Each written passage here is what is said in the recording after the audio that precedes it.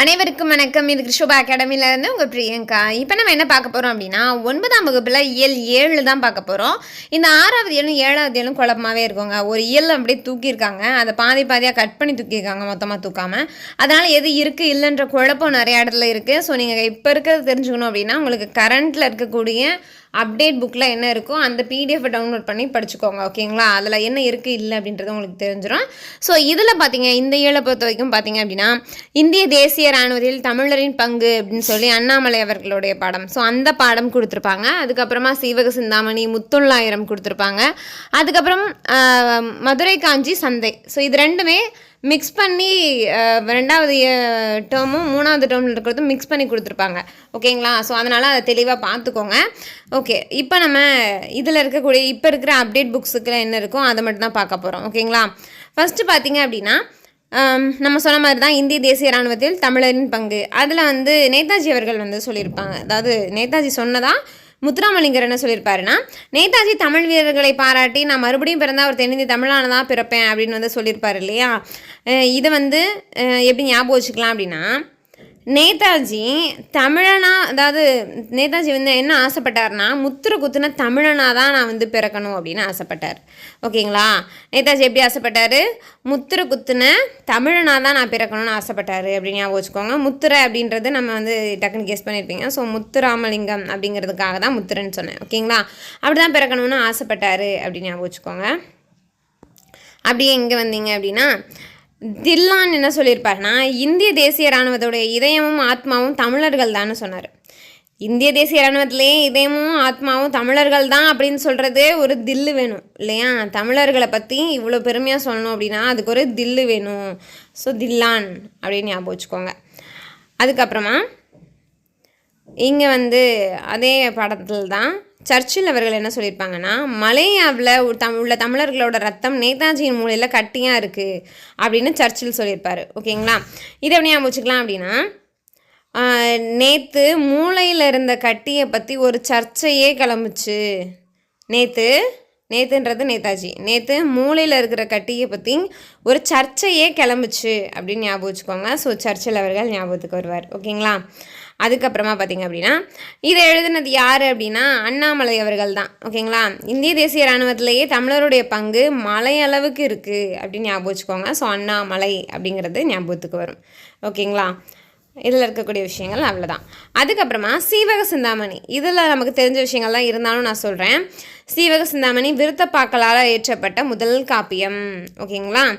விருத்தப்பாக்களால் எழுதப்பட்ட முதல் காப்பியம். எப்போவுமே நமக்கு விருப்பப்பட்ட உணவாக இருந்துச்சுன்னா சிந்தாமல் சாப்பிடுவோம், ஓகேங்களா? நமக்கு விருப்பமான உணவாக இருந்துச்சுன்னா அது சிந்தாமல் சாப்பிடுவோம். அப்போ விருத்தப்பாக்கள் சிந்தாமணி, ஓகேங்களா? விருத்தப்பாவில் இயற்றப்பட்ட முதல் காப்பியம். அடுத்தது பார்த்திங்கன்னா மனநூல் அப்படின்னு அழைக்கப்படுது. எப்படி? மனநூல் அப்படின்னு அழைக்கப்படுது. இந்த மனம் வேறு மனத்தை குறிக்கும். ஆனால் நான் இந்த இடத்துல மனசு அப்படின்றத வச்சு சொல்கிறேன். மனசை படிக்கும்போது சிந்தாமல் சிதறாமல் வச்சுக்கணும் அப்படின்னு ஞாபகம் வச்சுக்கோங்க. ஸோ மனநூல்னா சிந்தாமணி அப்படிங்கிறது ஞாபகத்துக்கு வரதுக்காக. அதே மாதிரி பார்த்திங்க அப்படின்னா நமக்கு தெரியும் திருத்தக தேவர் தான் இதை எழுதுனாங்க அப்படின்றது. ஸோ இதையும் இதையும் ஞாபகம் வச்சுக்கணும் அப்படின்னா, நம்ம அம்மாக்கள் எப்போவுமே திட்டும் போது எத்தனை தடவை சிந்தாமல் சாப்பிடுன்னு சொல்லியிருக்கேன், திருத்தவே முடியாது ஒன்று அப்படின்னு சொல்லியிருக்காங்க இல்லையா? சிந்தாமல் சாப்பிடு அப்படின்னு சொன்னால் நீ செய்யவே மாட்டுற, அவனை திருத்தவே முடியாது அப்படின்னு சொல்லிடுவாங்க அப்படின்னு வச்சுக்கோங்க.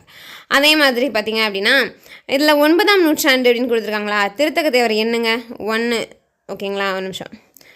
1 2 3 4 5 6 7 8 9, ஓகேங்களா? ஸோ அப்போ 9 எழுத்து இருக்கா திருத்தக தேவருக்கு. ஸோ 9ஆம் நூற்றாண்டு அப்படின்னு ஞாபகம் வச்சுக்கோங்க. எல்லாத்தையும் ஞாபகம் வச்சுக்க முடியாது, ஒரு சிலதுக்கு இப்படி பேருங்களே எண்ணி பார்த்தோன்னா அதே இது மாதிரி கரெக்டாக வரும். அந்த மாதிரி தான் இதுவும், ஓகேங்களா? திருத்தக தேவர் 9ஆம் நூற்றாண்டு. இல்லை நயந்து பேசினா திருத்த முடியாதுன்னு கூட ஞாபகம் வச்சுக்கோங்க. நயன் அப்படிங்கிறது ஞாபகத்துக்கு வரும், ஓகேங்களா? அவ்வளோதான். அடுத்து நரிவிருத்தம் அப்படின்ற நூலையும் இவர் தான் ஏற்றினார். சீவக சிந்தாமணிக்கும் ஒரு முன்னோட்டமாக இருந்துச்சு, ஓகேங்களா? இதை எப்படி ஞாபகம் வச்சுக்கலாம் அப்படின்னா, அதாவது நரி விருத்தம். இப்போ நரி அப்படிங்கும்போது பார்த்திங்க அப்படின்னா பொதுவாகவே நரினா தந்திரம் தானே அதுக்கு. அப்போ எப்படி ஞாபகம் வச்சுக்கலாம் அப்படின்னா, நரி மாதிரி செயல்படுறவங்கள திருத்தவே முடியாதுன்னு ஞாபகம் வச்சுக்கோங்க. நரி மாதிரி தந்திரம் விரதத்தோடு செயல்படுறவங்கள திருத்த முடியாது. அப்போ நரி விருத்தமும் திருத்தக தேவர் தான், ஓகேங்களா? அப்படின்னு ஞாபகம் வச்சுக்கலாம்.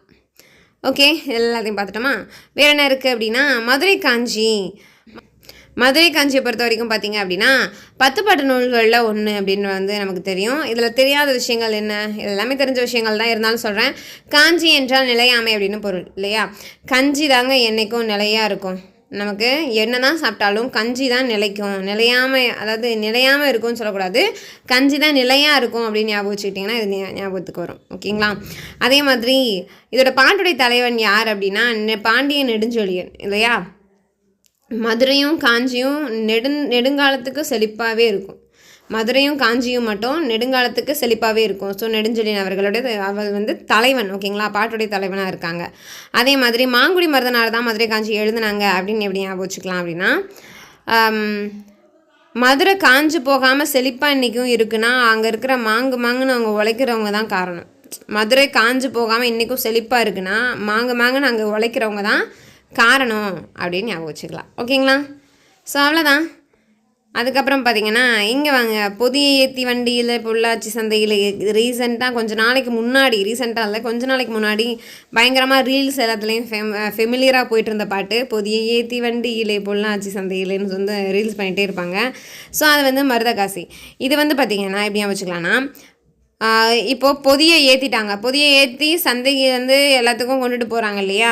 பொதியை ஏற்றி எங்கே கொண்டுட்டு போகிறாங்க அப்படின்னா மருதையிலேருந்து காசி வரைக்கும் போகுது. பொதியை ஏற்றி வண்டி எங்கே போகுதுன்னா மருதையிலேருந்து காசி வரைக்கும் போகுது அப்படின்னு ஞாபகம் வச்சுக்கோங்க. ஓகேங்களா? அதுக்கப்புறம் இங்கே பார்த்திங்கன்னா நூட்கள் கொடுத்துருக்காங்க. ஆகாயத்துக்கு அடுத்த வீடு மேத்தா. இதை எப்படி ஞாபகம் வச்சுக்கலாம் அப்படின்னா எப்போவுமே வந்து நம்ம என்ன நினைப்போம்னா ஆகாயம் அந்த மேகம்லாம் அப்படி மெத்துன்னு இருக்கும்ல அப்படின்னு சின்ன வயசில் நினைப்போம்ல. அதுவே அப்போ ஆகாயத்துக்கு பக்கத்துலேயே நம்ம வீடு இருந்தால் நம்ம வீடும் அப்படியே மெத்துனே இருக்கும் அப்படின்னு வந்து ஒரு இமேஜினில் இருப்போம். மெத்த மாதிரி இருக்கும். ஆகாயத்துக்கு பக்கத்தில் நம்ம வீடு இருந்துச்சுன்னா நம்ம வீடு அப்படியே மெத்த மாதிரி மிதக்கும். நம்ம வந்து ஜாலியாக இருக்கலாம் அப்படின்னு ஞாபகம் வச்சுக்கோங்க. ஓகேங்களா? தமிழ் பழமொழிகள் அப்படின்றது ஜெகநாதன் கீவாஜா அவர்களுடையது. ஓகேங்களா? இதை ஞாபகம் வச்சுக்கலாம்னா தமிழில் பழமொழிகள் வந்து சொல்லும் போது அப்படியே ஜெகஜோதியாக இருக்கும். தமிழில் பழமொழிகள்லாம் சொல்லும்போது அப்படி ஜெகஜோதியாக இருக்கும் அப்படின்னு ஞாபகம் வச்சுக்கோங்க. இருட்டு எனக்கு பிடிக்கும். ஓகேங்களா? இருட்டு எனக்கு பிடிக்கும். அதே மாதிரி தமிழும் செல்வமும் எல்லாருக்கும் பிடிக்கும். செல்வமும் எல்லாருக்கும் பிடிக்கும். இருட்டு எனக்கு பிடிக்கிற மாதிரி தமிழும் செல்வமும் எல்லாருக்கும் பிடிக்கும். அவ்வளோதான், வேறு ஆப்ஷன் வேறு வழியில் இப்படி தான் ஞாபகம் வச்சுக்கிட்டு ஆகணும். வேறு ரொம்ப இம்பார்ட்டனாக ரொம்ப கஷ்டப்பட்டு ஞாபகம் வச்சுக்கிற மாதிரி இதில் எந்த ஏரியாவும் அந்த அளவுக்கு இல்லை. ஓகேங்களா? இது ரொம்ப எளிமையானதாக தான் இருக்கும் அது எல்லாமே. ஸோ அவ்வளோதான். இந்த பதிவை வந்து உங்களுக்கு இந்த ஷார்ட்கட் கொடுக்கறதுக்காக தான் இந்த பதிவு. ஸோ மீண்டும் அடுத்த பதிவில் சந்திக்கிறேன். நன்றி.